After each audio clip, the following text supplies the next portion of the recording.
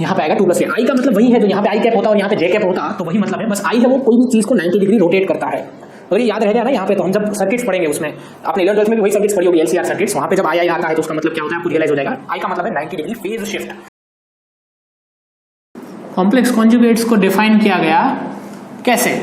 तो एक नंबर था z जिसे हम कहते थे x y, इस एक्सिस में मतलब रियल एक्सिस में इसका मिरर इमेज लो, मतलब मिरर इमेज लो मतलब इस पे मिरर डाल दो, इसका इमेज कहाँ बनेगा? नीचे बनेगा। नीचे बनेगा कितने डिस्टेंस पे बनेगा? तो वो x मतलब ये x तो x ही रहेगा क्योंकि हमने मिरर डाला है तो परपेंडिकुलर डाला है, तो x तो x ही रहेगा और डिस्टेंस y पे ही बनेगा, बस ये -y हो जाएगा। इस पॉइंट को हमने बोला z bar. z bar is nothing but the mirror image of the real number, of the actual number, actual complex number with respect to real axis.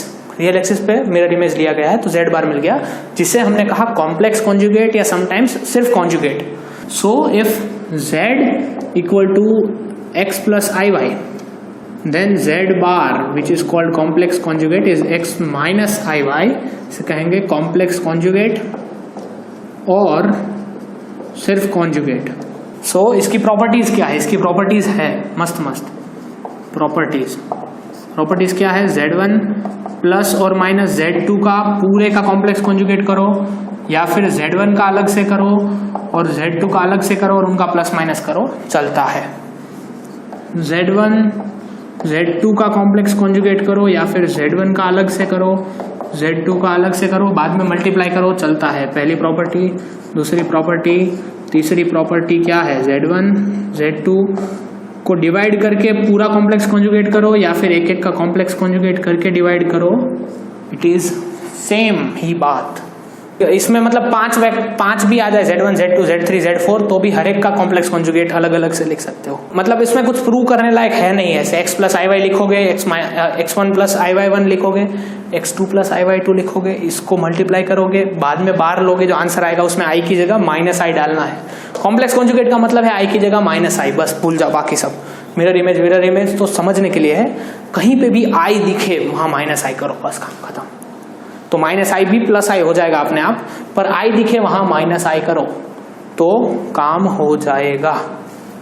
अभी मुझे इधर ये लिखने की जरूरत है क्या कि z बार का फिर से रियल एक्सिस पे मिरर इमेज लेंगे तो z मिलेगा, तो z बार का कॉन्जुगेट मतलब उसका रियल एक्सिस पे मिरर इमेज वापस z मिलेगा। सो एक प्रॉपर्टी यहाँ पे छोटी सी लिख देते हैं, प्रॉपर्टी नंबर 0 नंबर प्रॉपर्टी है z बार का bar equal to z। Property number 0 1 2 3, जिससे थर्मोडायनेमिक्स में हुआ था ना। थर्मोडायनेमिक्स में क्या हुआ था? पहले 3 लॉज बना दिए उन्होंने, पहले 2 लॉज बना दिए, 3 लॉज बना दिए पहले वह लॉ नंबर 1 2 3, काम खत्म। अभी उनको रियलाइज हुआ कि भैया एक तो और इससे ज्यादा फंडामेंटल चीज है, तो भाई क्या नाम दे इसको? दो 0th लॉ नाम। तो 0th लॉ सबसे बाद में डिस्कवर हुआ था थर्मोडायनेमिक्स में, सबसे लास्ट में, इसलिए उसको 0th लॉ बोलते हैं, क्योंकि पहले 3 नाम दे दिए थे। तो 0th प्रॉपर्टी, हमारे अंदर भी साइंटिस्ट छुपा हुआ है कहीं ना कहीं।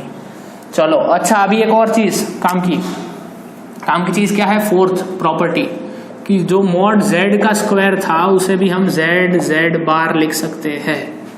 मॉड z का स्क्वायर था मतलब √x² + y², या उसकी लेंथ थी, उसको हम z बार लिख सकते हैं। कैसे? तो इसको खोलो, इसको खोलेंगे तो x + iy x - iy multiply करो x² -xiy + xiy चला जाएगा, -i² y² जो कि +y² बन जाएगा। So this is x² + y² जो कि मॉड z² के इक्वल है। फिफ्थ क्या कहता है? फिफ्थ कहता है कि रियल पार्ट ऑफ z, अभी वो फिर से वो हर्मिशन वाला पार्ट आ गया। रियल पार्ट ऑफ z क्या है?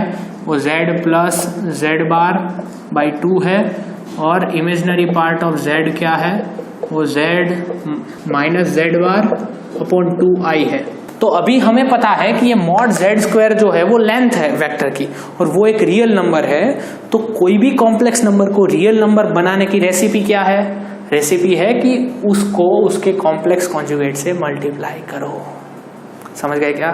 समझ गए? कोई भी नंबर को अपने कॉम्प्लेक्स कॉन्जुगेट से मल्टीप्लाई करो, उसका रियल नंबर मिलेगा हमें। तो नीचे कॉम्प्लेक्स नंबर था x + iy था 1/x + iy, तो क्या करेंगे? तो नीचे हमें रियल नंबर चाहिए, तो नीचे और ऊपर दोनों जगह कॉम्प्लेक्स कॉन्जुगेट नंबर से मल्टीप्लाई करो। x + iy x minus i Y, जो बन जाएगा क्या, x माइनस आई वाई, ये हो जाएगा X square plus Y square, क्योंकि Z Z bar equal to mod Z का स्क्वायर, और ये अभी एक एक को दे दो तो X upon X square plus Y square और minus Y upon X square plus Y square.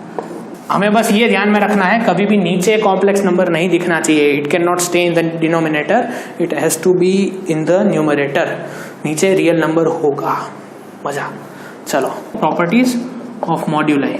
Properties of moduli मैं इसमें नया इसलिए लिखवा रहा हूँ क्योंकि कुछ ऐसे मिल जाए, अगर Z1 और Z2 का कॉमन मॉड्यूलाई है पहली प्रॉपर्टी, उसको हम अलग अलग मॉड्यूलाई दे सकते हैं।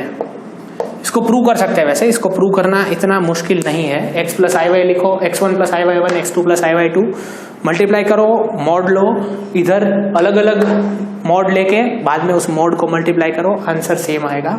प्रूव करने की जरूरत नहीं है, पर ये अलग अलग दे सकते हैं, इतना ध्यान में रखना। और दूसरा है Z1 by Z2 equal to ऊपर नीचे दे सकते हैं। इसी से एक नई प्रॉपर्टी निकल के आती है, थर्ड प्रॉपर्टी।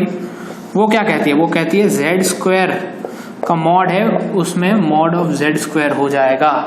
इससे निकल के आई। कहाँ से आई? तो जेड था, ये मॉड ऑफ जेड स्क्वायर मतलब mod of Z into Z. अभी दोनों को अलग अलग मॉड देंगे तो वो mod Z into mod Z होगा, जो कि मॉड जेड का स्क्वायर होगा। तो मैंने कुछ नया नहीं बोला, लिखना है तो लिख लीजिए, वरना मैं मिटा रहा हूं इसको। चलिए, तो ये ऐसे ही, मतलब 2 की जगह 3 होता, 4 होता, क्या ही फर्क पड़ता, सबका मल्टीप्लीकेशन ही आना था अंत में। तो यहाँ पे लिखते हैं पावर अंदर है तो उसे बाहर ले जा सकते हैं। इस प्रॉपर्टी का मतलब ये है कि अंदर अगर z⁻n का मॉड बोला गया है तो पावर बाहर ले लो, काम इजी हो जाएगा। कुछ एक क्वेश्चंस करेंगे, पर उससे पहले एक इनइक्वालिटी देख लेते हैं जिसे कहते हैं ट्राइंगल इनइक्वालिटी। कुछ नया नहीं है उसमें, वेक्टर्स में हमने पढ़ी थी वही ट्राइंगल इनइक्वालिटी इसमें भी है, मॉड्यूलिस की प्रॉपर्टी में। फोर्थ प्रॉपर्टी क्या है? तो mod of z1 plus z2 is always क्या है? लेस देन और equal to mod of z1 plus mod of z2। इसकी फील क्या है? इसकी फील क्या है इसको देखते हैं। ये है, इसे कहते हैं ट्राइंगल इनइक्वालिटी। लिख लो भाई यहाँ पे ट्राइंगल इनइक्वालिटी। यहाँ पे इक्वल नहीं है इसलिए इनइक्वालिटी, पर इसका मतलब क्या है? देखो, कोई भी एक ट्राइंगल है, उसमें 2 साइड, जो पहली साइड है दूसरी साइड है, उन दोनों का समेशन करेंगे तो तीसरी साइड के इक्वल होगा। कब?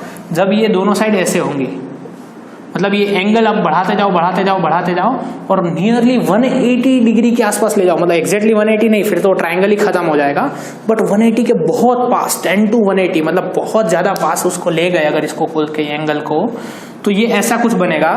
और जो तीसरी लाइन होगी वो यहां से ऐसे जाएगी कुछ, तो उस केस में ये दोनों इक्वल हो सकती है। 1 है, ये 2 है, तो ये लाइन की लेंथ 3 हो सकती है। मतलब बहुत पास, 180 के बहुत पास, एक्जैक्टली 180 नहीं, बहुत पास जाएगी। तो ये जो लेंथ है वो 3 के पास जाएगी। अभी न्यूमेरिकल्स देखते हैं। क्वेश्चन नंबर 1, z बार प्लस 3i का होल बार, इसको z माइनस 3i प्रूव करना है। इसको प्रूव करना है, प्रूव। क्वेश्चन नंबर 1 ये सारे प्रूफ वाले हैं, इसको प्रूव करना है। तो LHS क्या होगा? इसको तोड़ दो, अलग अलग दे दो भाई बार। जब भी प्लस है तो बार अलग अलग दे सकते हैं, हमने अभी प्रॉपर्टी पढ़ी। और z बार का बार z है और 3i का बार होगा माइनस 3i, i की जगह minus i, z minus 3i। चलो हो गया, काम खत्म। बिलास्ट वाला एक देखते हैं, इसी में एक अच्छा क्वेश्चन है, वो अलग अलग करो, अलग अलग दे दो एक दूसरे को। 2z बार प्लस 5 का मॉड इंटू √2 माइनस i का मॉड। √2 माइनस i का मॉड है वो √3 हो जाएगा। कैसे होगा? अंडर √2 प्लस 1 √3 होगा, और ये है 2z बार प्लस 5, इसका मॉड ये है, इसका मॉड ये है। तो इसको हमें प्रूव करना है, z और z बार दोनों को इक्वल प्रूव करना है हमें इस केस में। तो कैसे करेंगे? कैसे करिए भैया? तो इसमें एक बार z बार लिख के मॉड निकालिए, तो भी चलिए निकालते हैं।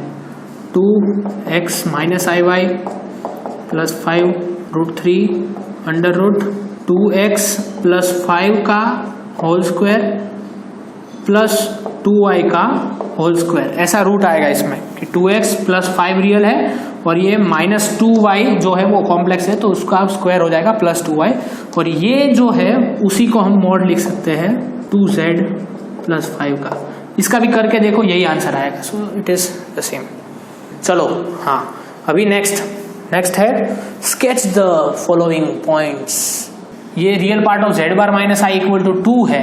इसका मतलब क्या है, देखो कि ये है real part of x minus i y minus i equal to 2 हुआ सामने सामने, और इसका रियल पार्ट क्या है, ये तो x ही है, तो x इक्वल टू 2 हुआ। ये तो real part of this is equal to 2, तो x इक्वल टू 2 है, तो x इक्वल टू 2 लाइन कैसे प्लॉट होती है, तो x इक्वल टू 2 ये है, तो ये एक स्ट्रेट लाइन है, यहाँ पे ये 2 है, ये रियल एक्सिस है, ये इमेजिनरी एक्सिस है।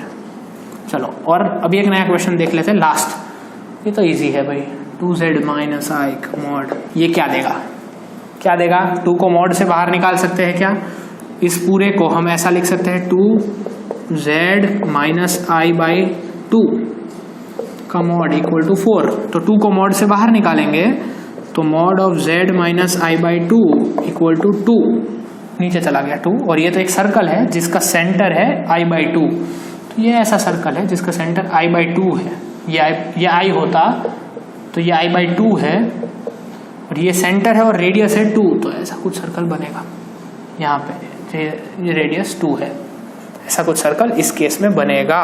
तो ये दोनों को हमें स्केच करना था पॉइंट्स को, तो ये हो गया यहाँ पे कंक्लूजन।